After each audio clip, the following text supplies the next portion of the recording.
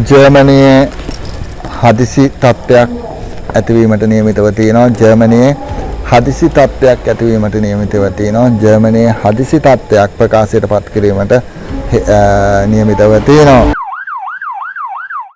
ජර්මනියේ Berlin නුවර පැවැත්වුණු Berlin pride සමරු පෙළපාලේ අතරතුරේ තාව අතරට මෝටර රථයක් කඩා වැදීමෙන් සිදු වූ අනතුරකින් එක් අයෙකු මිය ගොස් තවත් දහස්සේ දෙනෙකු තුවාල ලබා තිබෙනවා.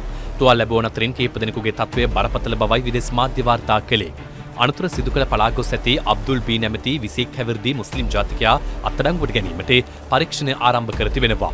යුරෝපයේ විශාලතම සමලිංගික සහ සංක්‍රාන්ති ලිංගික අයිතිවාසිකම් සමරණේ මෙම උත්සවයට දහස් ගණනක් ජනතාව එක්ව සිටි අතරේ මෙම අනපේක්ෂිත සිදුවීම හේතුවෙන් උත්සවය නතර කිරීමට පියවර ගැනුණා.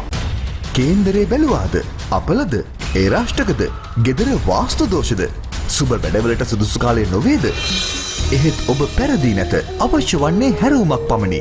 කතරගම සහ කඩවර දෙවියන්ගේ ආශිර්වාදයෙන් දින නියම කර සියලුම හඳහන් දෝෂ සහ වාස්තු දෝෂ සඳහා නිවැරදි විසඳුම්. ප්‍රවීණ ජ්‍යොතිර්වේදී වික්‍රම ආරච්චි වෙද මහතා හෝමාගම.